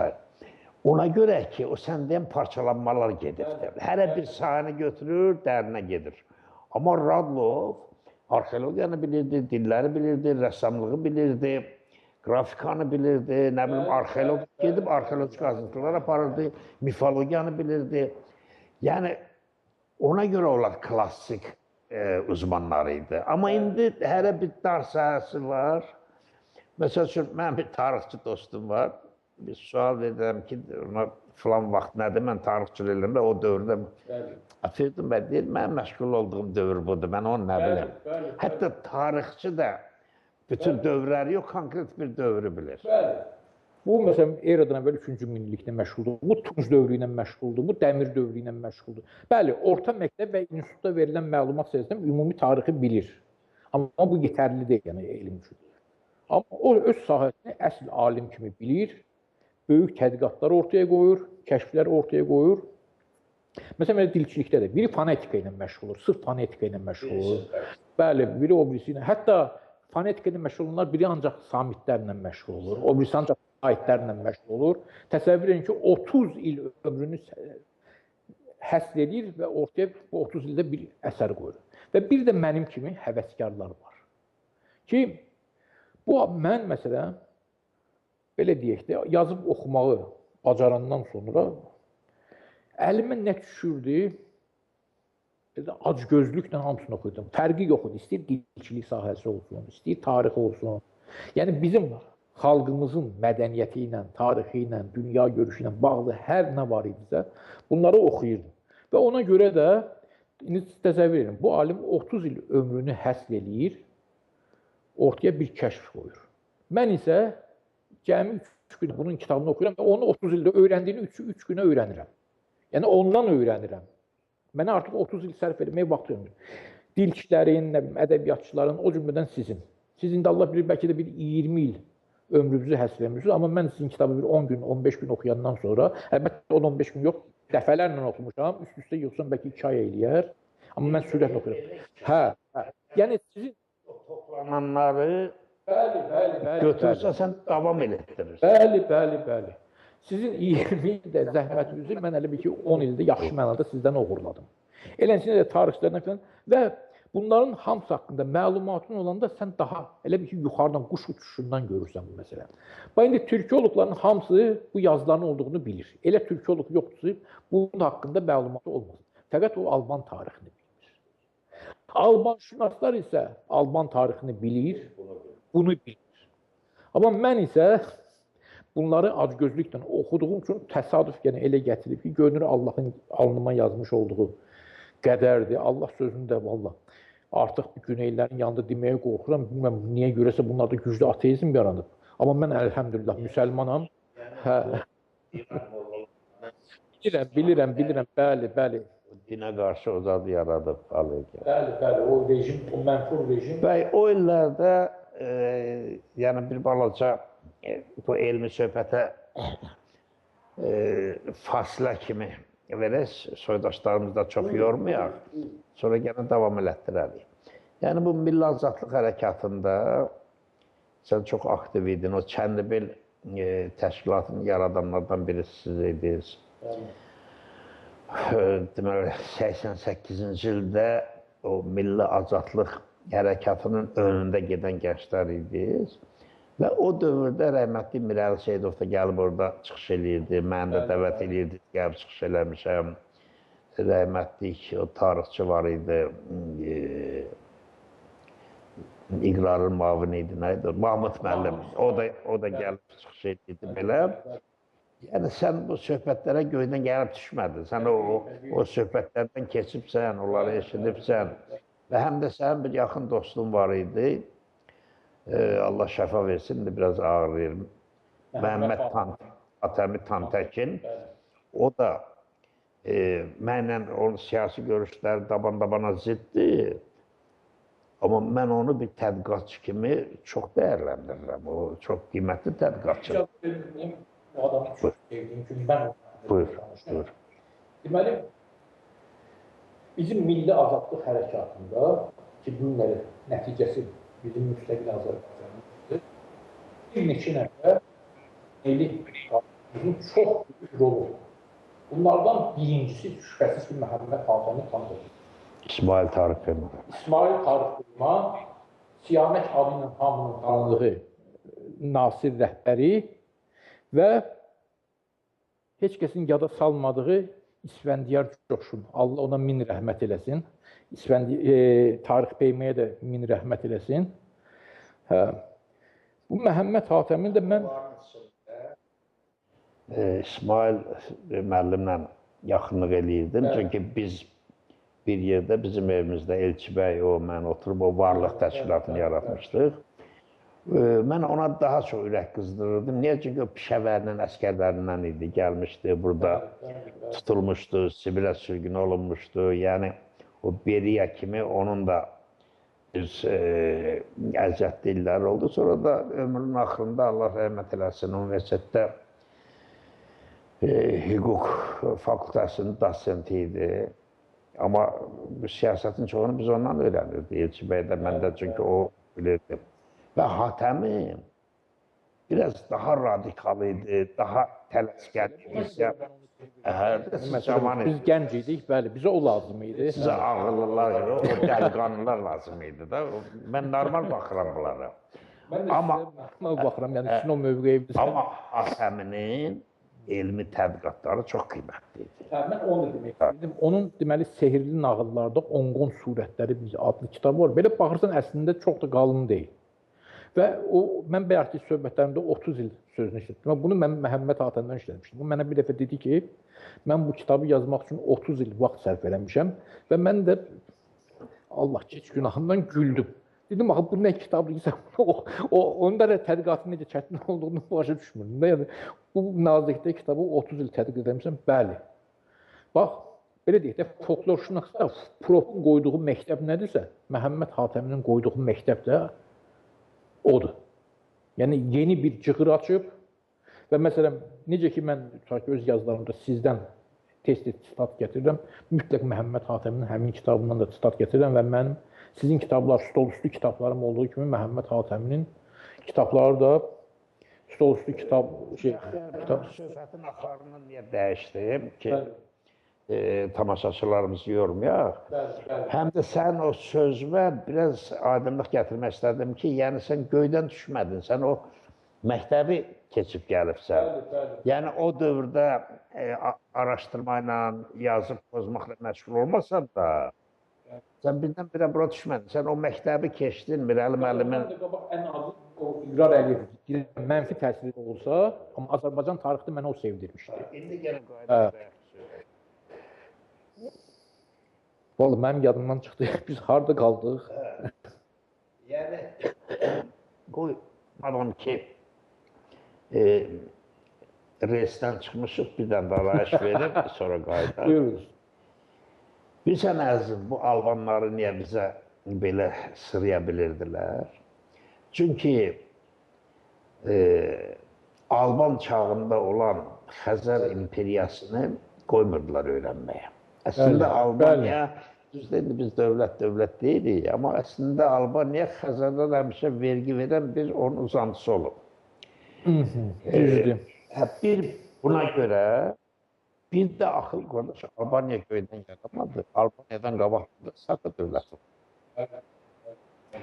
12 adını çəkmirdilər. Birdən-birə o Bakıların bir sözü var. Şapkada bir dənə dövlət çıxardırdılar. O xalq sizin tarix buradan başlayır. Sən demək, bu da sizin tarix deyil, bu da ayrı millətlərin tarixidir. Amma indi siz onların yerində yaşayırsınız, sonradan gəlibsiniz. Yəni o Sak dövlətini kitablara salmadıqları üçün, onu öyrənməyə qadağa qoyduqları üçün, Xəzər imperiyasına qadağa qoyduqları üçün bu Alban zadı şişmişdi. Amma ay sağ ol. İndi o Alban şünaslıqda əlbəttə ümumiyyətlə tarix elminə balta vuran bir metod var ki, siyasətə uyğun tarix yazılır. Da fikirləşmirlər ki, qardaş, bugün deyək ki, hakimiyyətin siyasəti budur. Amma hakimiyyətlər gəldi, gedərdi, yəni Rus imperiyası gəldi, bu gedəndən sonra axı bu tarixi, gerçək tarixi oxuyanlar olursa, bu gerçək tarix çıxacaq. O mənədə çalışmaq lazım ki, tarixi gerçək yazılsan ki, o qalsın. Siz dediniz ki, Albanlardan qabaq Sakların dövləti olub. Yəni, bütün antik müəlliflər, siz məndən daha yaxşı bilirsiniz, Massagetləri də Sakların bir qolu olduğunu yazıblar. Ammian Marcellini nə yazır? Yazır ki, Massagetlər hansını ki biz indi Alban adlandırırıq. Yəni, bu varislik gəlir. Sadəcə bu Türk xalqlarının, bilmirəm, bir xoşbaxtlığımı deyim, bədbəxtliyimi deyim ki, hansı tayfa hakimiyyətin başına gəlirdi, o da həmin an hamı başlayırdı o adını adlanmağa. Hunlar hakimiyyətə gəldi, oldu Hun imperatorluğu. Ondan qabaq Saklar idi, Sak imperatorluğu. Osmanlı gəldi, Osmanlı imperatoru, yəni bir nəslin adı ilə. Səfəvilər gəldi, Səfəvilər imperatorluğu. Mən elədim. Yəni, son 1000 il Azərbaycanı götürək. Dövlətlərdə, Azərbaycan dövlətlərindən danışırlar.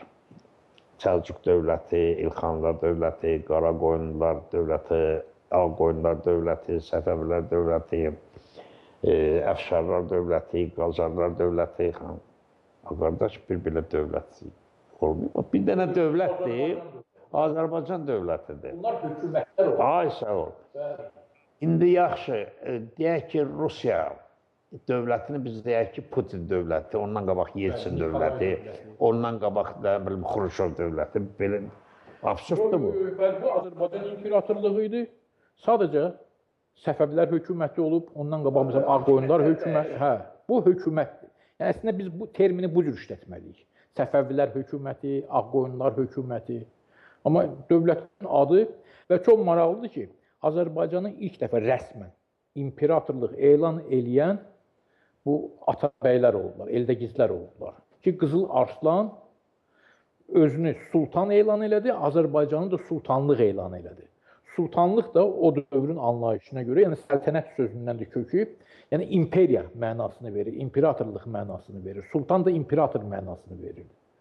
Və o dövrdən də son Qacara qədər Azərbaycan imperatorluğu davam elədi. Hərçənd ki, Qacarların son dövründə çox maraqlı sənədlərdə belə gedir. Ki, İran və Azərbaycan birləşmiş məmləkətləri sənədlərdə belə deyə bizi aldadırlar. Və bugünkü İranın rəsmən İran adlanması da 1936-cı ildən sonradır. 1936-cı ildə sənədlər var. 36-da təklif olundu, qəbul olunmadı.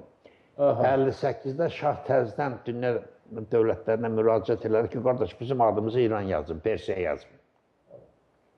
Bəli, özü də çox maraqlıdır ki, bu 36-cı ildəki Millətlər Məclisinə müraciət eləmişdi. Ondan öncə Əfqanistan şahına məktub yazır. Biz dövlətimizi İran adlandırmaq istəyirik. Bax da, söhbət 20-ci əsrin 36-cı ildən, miladi tarixdən 1936-cı ildən gedir. Yəni mən bunu tamaşaçılarımıza deyirəm. Biz dövlətimizi İran adlandırmaq istəyirik. Xahiş edirik buna etiraz eləməyəsiniz. Niyə görə etiraz eləməyəsiniz? Çünki tarixən bugünkü Əfqanistanın adı olub o Aryana, bəli, İran. Herat. Sonra oradan ki o Farslar köçdülər Bəsrə Gəngər körfəzinin yanına. O Arya adı da orada işlədi. Yəni kiçik bir yaylanın adıdır İran. Mən çox bunun üzərində dayanmışam da. O Orta Asiyanın əslində çox da kiçik deyil. Yəni böyük bir ərazini əhatə eləyib və hətta bir hissəsi bugünkü İrana da daxil olub. Yəni Mazandarana qədər, Mazandaranın bir hissəsi də onun içində olub. Amma bu sonraki dövrlərdə olub, bilirsiniz? Aryana ki adlandırdılar, o dövrün tarixçiləri, yəni Yunan tarixçiləri filan və bir ucu da məsələn Hindistana gedib çatırdı. Amma Midiyanın tutaq ki tərkibində, yəni bir vassal şeydir də, bir Midiyanın imperatorluğunun böyük bir şey, Ya sən yanlış başa düşdüm. O yeri bir də çözələyək. Deməli, məsələ belədir. Bu mən deyənə sən əlavən versin. Bu Arya sözü hardan çıxıb? Deməli, bunlar o Hindiran boyları ki deyirlər. Bunlar Qaradənizin quzeyində o Hind-Avropalılardan, Slavlardan ki ayrıldılar. Yox, gətirirəm ki, yəni hardan çıxdı.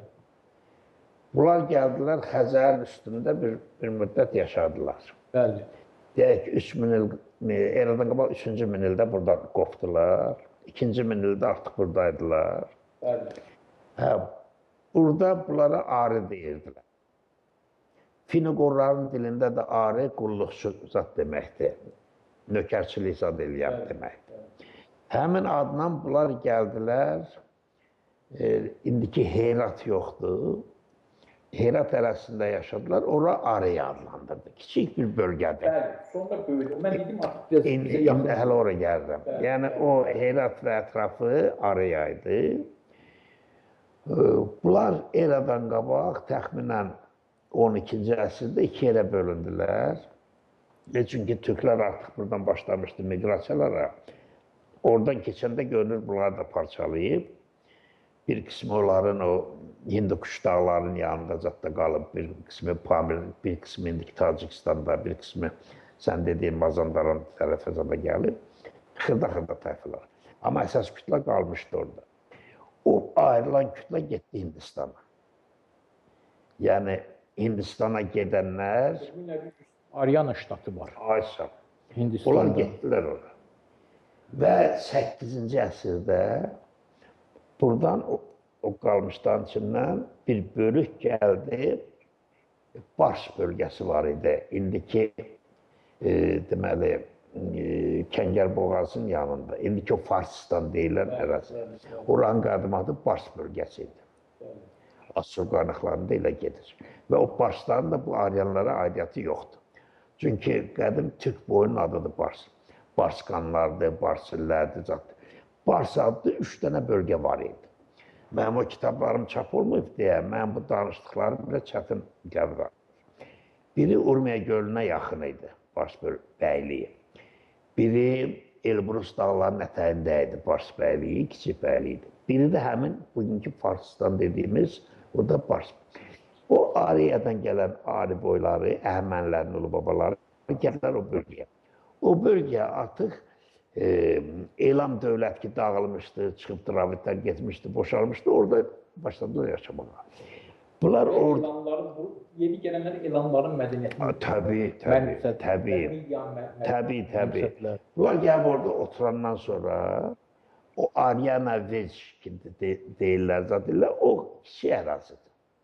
Ona görə Arya anlamında, coğrafi anlamında heç vaxt böyük olmuyor. Həmişə o konkret kiçik lokal olub. Əgər bura əlavən varsa bu.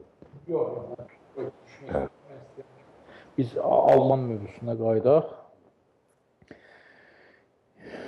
Yəni bu işləri görüb qutarandan sonra Firidun müəllim, mən əlbəttə ilk iş olduğu üçün indi məsələn özüm oxuyuram, görürəm ki, çox yanlışlıqları, əlbəttə xırda yanlışlıqlara yol verib. Hə. Sən əlavələr olacaq. Və mən bunu rusca yenidən elə işlədim və birinci cildi hazırda internetə yerləşdirmişəm və orada bu xırda səhvləri düzəltdim. İndi də siz bilirsiniz də, yəni bu Alban dilinin lüğət üzərində işləyirəm və artıq birinci cild hazırdır. Bir neçəsinə baxdım. Bəli. Çox maraqlı gedir. Çox maraqlı. Ortoqrafik səhvlər filan çoxdur. Həm Alman şeyində, həm də indi düzəldirəm onları üzərində redaktə edirəm. Yox, onlar bölüm-bölüm vermişdim. Yəni birinci bölüm, ikinci bölüm yazdıqca elə bir cəmaatı tanış eləmək üçün hə, birinci ancaq A hərfi idi tutaq ki, ikincidə B ya C neysə belə 5 bölüm şəklində vermişdim. İndi bunlar hamısı bir yerdə bir cild, birinci cild kitabı təşkil eləyir. Təqribən 400-dən 500 kitab səhifəsi arasındadır. Daha doğrusu bu yaxınlarda mətbəyə getmişdim. Onlar bilmirəm, bəlkə pulu çoxalmaq üçün 500 səhifədən çox hesabladılar. Əlbəttə şriftlər biz yəqin ki çıxacaq və 4000 sözü ancaq birinci cild əhatə edir. Və mənim hesabıma görə 3 cild olacaq. Təqribən hərəsində 4000 belə söz olsa, yəni bu əməlli başlı və çox sürətlə işləyirəm. Çünki materiallar əlimin altındadır və üzərində işləmişəm. Onda var, onda lüğətlər də var. Ondan qabaq Tiryaki deyilən bir nəfər var, o da lüğət işləyib. Ondan sonra mətnlərin özündə də var. Tutaq ki, erməni bu Qıpçaq lüğəti. Bunları hamısını yavaş-yavaş mən işləyirəm. Məsələn, Qarqacın işlədiklərində bilirsiniz nə qədər səhv var. Hamısını erməni mövqeyindən işləyir. Yəni onda da günah yoxdur ya. Ermənilər ona necə... O da həmin mövqedən işləyir. Tiryarskidir nə demək? Hələ Tiryaki. Əslində o Polyak deyil, mən səhv eləmirəmsə, o deyəsən Karaim ya da ki o biri şeylər, Yahudilər yoxdur. Karaimlər. Biri Karaimlərdir, biri də o şeylər. Krımçaklar, bəli. Əslində bəziləri deyir ki, güya bunlar eyni xalqdır. Mənə də elə gəlir eyni xalqdır. Aralarında neysə kiçik bir, cüzi bir fərq var. Amma Karaim dili daha çox Oğuz dilinə oxşur, çox maraqlıdır. Hə, Oğuz dilinin təsiri çox güclüdür. Və mənim gəldiyim nəticə də budur ki, bu birbaşa hələ Xəzərdir. Belə deyək də, Xəzərlərin Yahudiliyi qəbul eləmiş hissəsinin ləhcəsidir. Və həmin o Tiryakinin, bu Tiryaki özü, əlbəttə əgər biz eyni adamdan danışırıqsa, bu Tiryakinin özü onların hahamı olub. Yəni, Yahudi keşişlərinə haham deyirlər də. Həmin bu Yahudi türklərin keşişidir və bu götürüb, deməli, böyük bir... Mən dediyim, görmüşəm, cavan oğlandır, tədqiqatçıdır. Hə. Yox, bu da həm tədqiqatçıdır, həm də onların şeyidir, keşişidir. Belə deyək də, hə, bu da cavan oğlandır. Daha doğrusu onda cavan idi, indi bilmirəm. Bu götürüb, qədim o nə qədər ki, mətnlərdə dualar yoxdur. Bunların hamısını toplayıb bir yerə, özünün bəzi sözlərini əlavə eləməklə bugünkü, həmin o Karaimlər üçün böyük bir dua kitabı. Yəni, səhər hansı duanı eləməlisən, yemək yeyəndə hansı duanı eləməlisən və bu ki, o əski mətnlərdən götürüb bunu da. Xəzərlər dövründə yazılmış mətnlər, o dua mətnləri bunun təqribən 90%-ni təşkil edir. Yəni, yeni orada əlavə olmuş sözlər 10%-dən artıq deyil, yenə də ləhcə fərqindən bilirsən. Bilirsən ki, hansı orijinaldır, hansı, belə deyək də, bugünün dili ilə yazılıb. Bugünün dili ilə yazılanda yenə də rus sözləri filanlar çoxdur. Yəni, bu 20-ci əsrdə eləyib bunu və özü də öz sözlərini orada əlavə eləyib, bəzi dualar əlavə eləyib və yəni Xəzər dili faktiki olaraq yazılı şəkildə bu günləri bizim əlimizin altında var. Oturub tədqiq etmək lazımdır. Bilmirəm, siz internetdə gördünüz ya yox, 10-cu əsr Xəzər mətnləri adlı bir, belə bir kitab kimi də yazmışam, internetdə yaymışam. Facebookda mənim səhifəmə gəldi o. Amma indi əlimdə o daş babaları işlədiyim üçün belə 5 dəqiqə vaxtım olmur ki, harası əlavə bir şeyə baxım eləyim. Bütün o mətnləri vermişəm və tərcüməsini də vermişəm. Bu göndərdiyin şəkillərdə yoxdur, onların bu şəkillərindən qoysun söhbət eləyək. Yox. Bəlkə də var, bilmirəm, yadımdadır. Yoxdur deyəsən. Deyəsən yoxdur. Bu çox maraqlıdır ki, əlbəttə bu Wikipediyada Xəzərlər haqqında sizin kitabdan götürməklə biraz da oradan-buradan əlavə ediblər, başqa müəlliflərdən çox maraqlı bir məlumat var. Bizim dildədir, rus dilində. Mən rast gəlməyib mənə. Yox, onu Azərbaycanca yazmışam. Daha doğrusu Xəzər mətnlərini verirəm və Azərbaycanca tərcüməsini verirəm. Wikipediyada deyirəm. Wikipediyadakı Azərbaycan dilidir. Hə. Və mən oxudum, yəni müəllif göstərilmir, Wikipediyada göstərilmir. Amma 80% sizin fikirləri idi də, yəni. Mənim elə məqaləm var, məsəl üçün, səhv verirəmsə, Turuklardır, Yaqutlardır. Olduğu kimi götürüb qoyublar. Düzdür, sonradan bir-iki müəllifin də yazılarından ora əlavələr eləyiblər. Görsən ki, bunu, yəni o məsələni bilən adam deyil. Niyə? Çünki bir-birinə əks olan fikirlərdir. Mənim fikrimin əksinə olanı da ora qoyublar.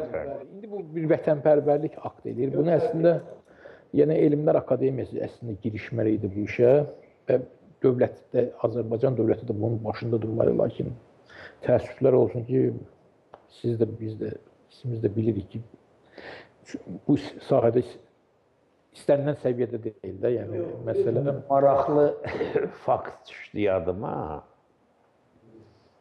Deməli, bu Wikipediyalarda bir Subar boyu haqqında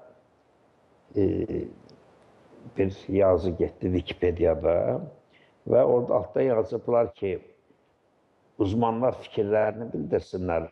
Biz iki yerə ayrılmışıq. Bəziləri deyir ki, buna ehtiyac var səhifə açmağa, bəziləri də deyir ki, yox, buna ehtiyac yoxdur.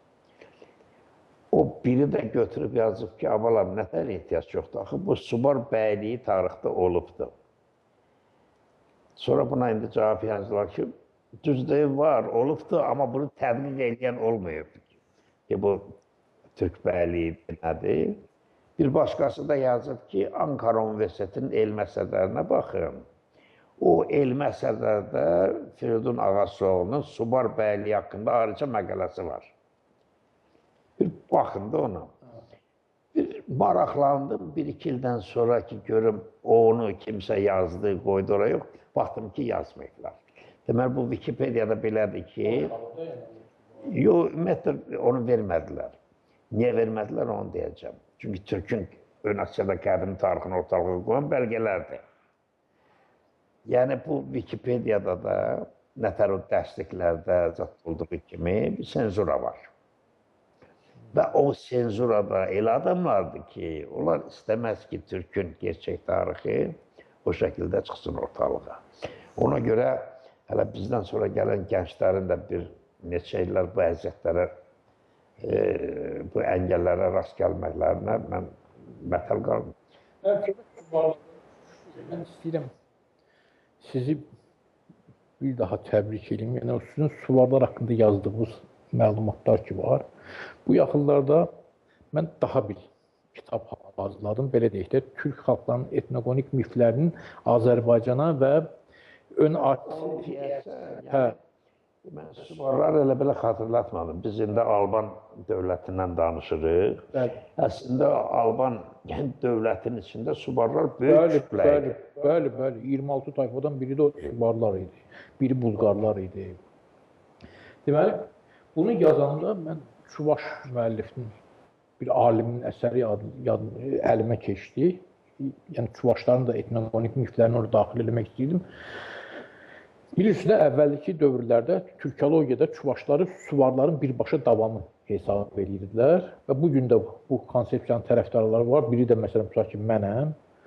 Amma Çuvaşların özünü bir Bulqar nəzəriyyəsində... Akademik Mar hətta o vaxt yazırdı ki, bunlar Sumerlərdir. Suvar adı ilə yeriklər orada. Yəni, Çuvaşlar... Çox maraqlıdır. Deməli, bu Çuvaşların mifologiyasından yazır.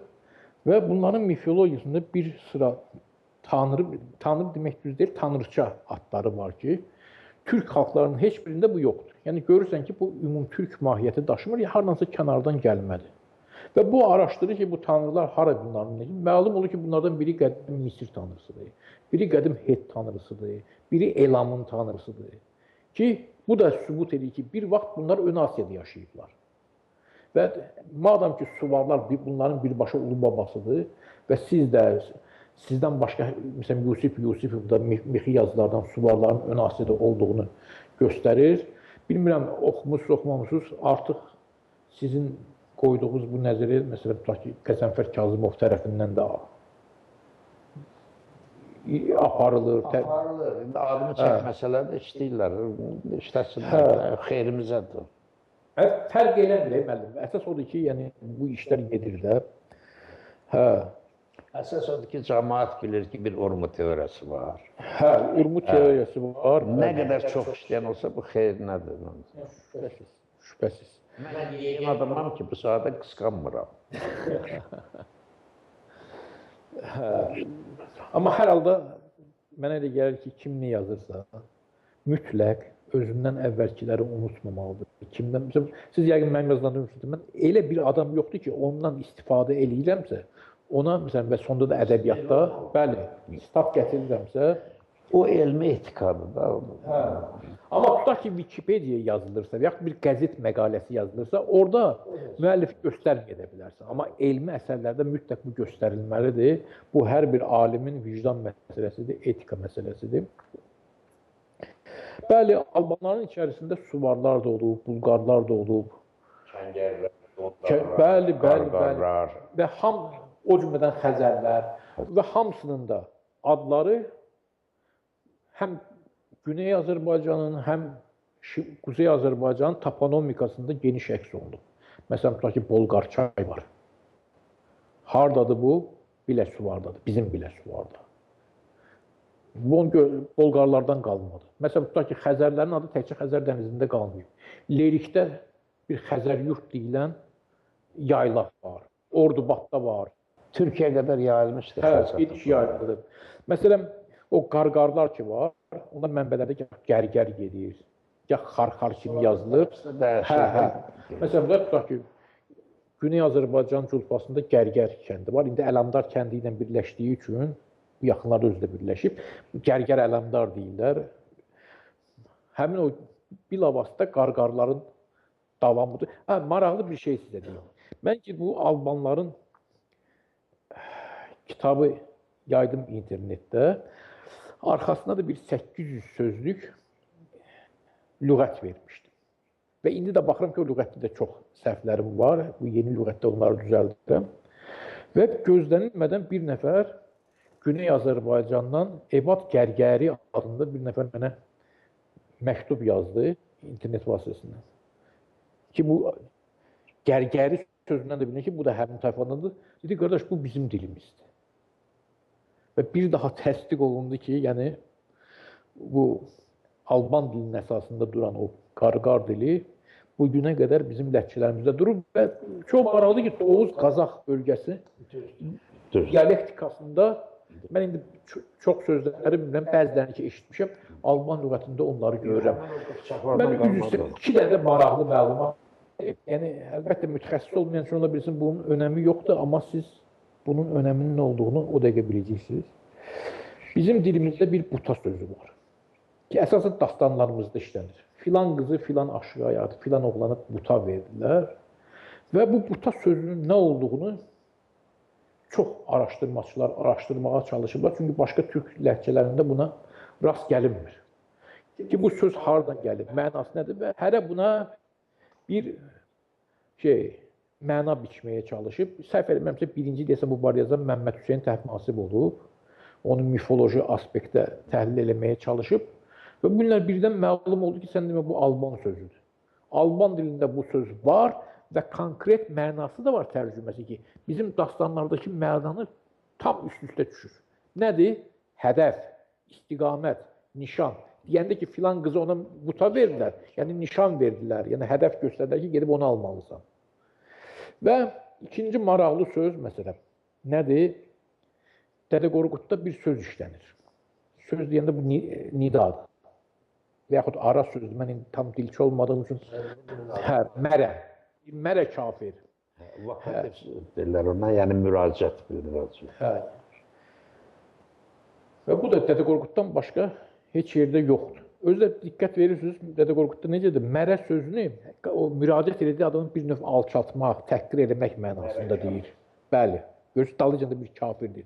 Özü də çox maraqlıdır ki, bunu Qıpçaqlara deyir ha. Müsəlman Oğuz Türk bunu Qıpçaq, Xristian Qıpçağa deyir. Və həmin sözdə sən demə Alman sözüymüş. Görünür bu müsəlman Oğuzlar ona görə ondan mərə deyir, onun öz dili ilə mərə deyir. Çünki bu söz bizdə qalardı, əgər bizim söz olsaydı. Oğuz. Mənə elə gəlir ki, o mag sözünün xristian variantıdır, mar. Yəni biz yox, zat kahin mənasında. Hə, mag sözünün, mag sözünün. Hə. Mag bizdə mag deyiblər, sonra qam deyiblər. Bu arameylər mar deyiblər. Keşiş kahin mənasında. Ola bilər, ola bilər. Bu da yəni keşiş filan kəs, mərə kafir o mənada. Amma Albanlarda da var axı. Olsun da, yəni və onlarda da təhqir mənasındadır. Bilirsiniz, keşiş olsaydı o təhqir mənasında olmazdı. Deməli, indi Qıpçaqcası mar sözü təkcə keşişə aid deyil. Molla anlamında. Ola bilər. Yəni dini bəli, mən sizə etiraz edirəm, mən bilmirəm. Mən sadəcə yəni tapdığım faktı deyirəm. Yox, orada olmağı da təbiidir. Niyə? Çünki bu xristianlıqdan qabaqki sözdür. Deməli, bu Almandır. Məhz Dədə Qorqudda necə işlənibsə, qarşıdakını əlbəttə təhqir eləmək, alçaltmaq mənasında işlənib. Yaşı nə qədərdir? İndi mən bilmirəm yaşı nə qədərdir. Deyək ki, 2000-dir. Aşağı yuxarı. Bəli. Amma Lemni yazısında mən ona rast gəldim o mara sözünə. Eradan qabaq 7-ci əsrdir. Hansı dildə? Türk dilində. Aha, nə gözəl, nə gözəl. Uzaqdır da, onu indiyə qədər Etuski yazısı kimi verirdilər. Orada da vardı. Orada belə yazır. Deməli, 2 dənə daşda yazıdır, epitafiyadır. Birincisini ölənin dilindən yazıblar. Yəni, görünür, yaralı olanda deyib ki, mən başdaşıma bunları yazın, belə.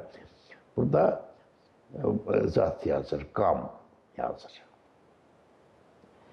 Sonra dalca gəlir, mag filan kəs. Yəni, o yazana deyil. Bu ikinci yazıda da eyni mətindir. Amma burada o maqın əvəzinə qam belə mar işlədir. Aha, başa düşdüm. Başa düşdüm, bəli. Mən orada bilirəm ki, yəni bu ağla baxan məntiqidir. Deməli, bunlar da eynən Dədə Qorquddakı kimi işlədirlər o sözü. İndi Qıpçaqcası necə səslənir mənim tam yadımda deyil.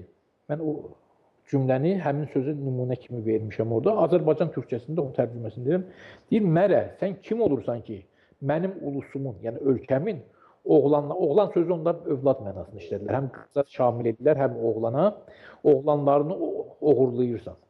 Beləncə bir şeydir. Mərə, sən kim olursan ki, mənim ölkəmin oğlanlarını oğurlayırsan. Eyni mənadadır. Sonra bu bizdə Tovuz, Qazax bölgəsindəki bir anarıdır məsələsi var ha.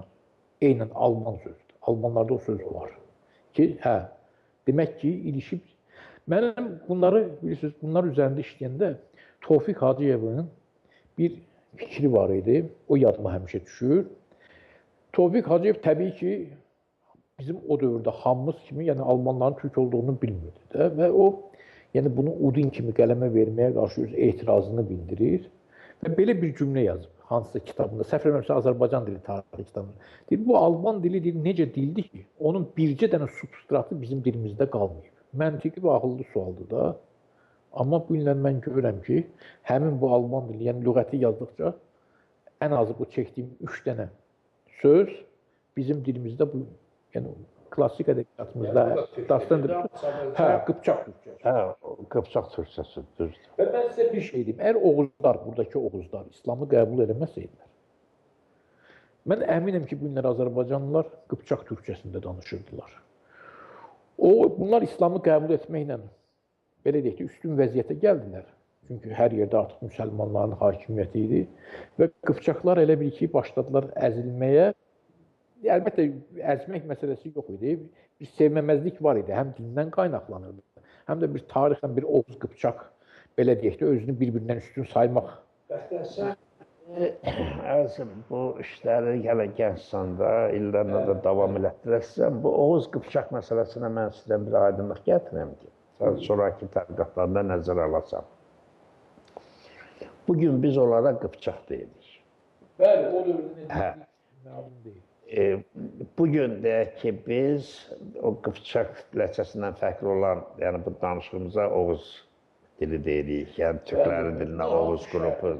Bəli. Bu bölgü adlar zaman dəyişibdir. O nəzərə almaq lazım. Düzdür. Yəni o sən Qıpçaq dediyin ləhcədə danışan insanlar əslində onlar dış Oğuzlardır. Zamanında onlara dış Oğuzlar deyirlər. Amma məncə Dədə Qorqudda onunla Qıpçaq Məlik filan, yəni Məlik də xristianlara deyirlər. Yox, bu sonraki dövrdə. Dış Oğuzlar, Alban çağıdır, mən dış Oğuz deyəndə kuzeydən gələn Qamer saqları nəzərdə tuturam, o dövrün Oğuzlar. Bəli. Yəni dövrə fikir versən. Deməli, Oğuznamələrdə Qıpçaq kimdir? Oğuzdur, yəni Oğuz boylarından biridir. Oğuznamələrdə bəli. Ulu babaları. Bu qədim zadı saxlayıbdır. Bu mənada o Oğuz Qıpçaq, bu dilçilik ədəbiyyatında formalaşmış bir zehniyyətdir ki, məsəl üçün, gedirəm deyəndə bu Oğuzcadır, gedir bən deyəndə Qıpçaqcadır. Yəni, bu adların onlara qoyulması yanlışdır. Bu Alman şeyində də belə deyə, gedir mən. Yəni, ikinci məni şəxs əvəzliyi kimi işlədir, birincidə isə şəkilçi kimidir, gedir mən. İndiki zatlar Tatarlardır, Özbəkləri bir xeyli hissəsidir. O qrammatik strukturu saxlayırlar. Mən demək istədiyim nədir? Bu Oğuz, yəni gələcəkdə sən bunu nəzərə al. Bugün bunlara biz Oğuz deyirik, bunlara Qıpçaq deyirik. Bəli. Amma bir dönəm olub ki, elə bunlara da Oğuz deyilibdir. Bəlkə bunlara da tamam ayrı ad deyilibdir. Ola bilər bunlara deyək ki, Kəngər deyilib, məsəl üçün. Ya Subar deyilib, yəni.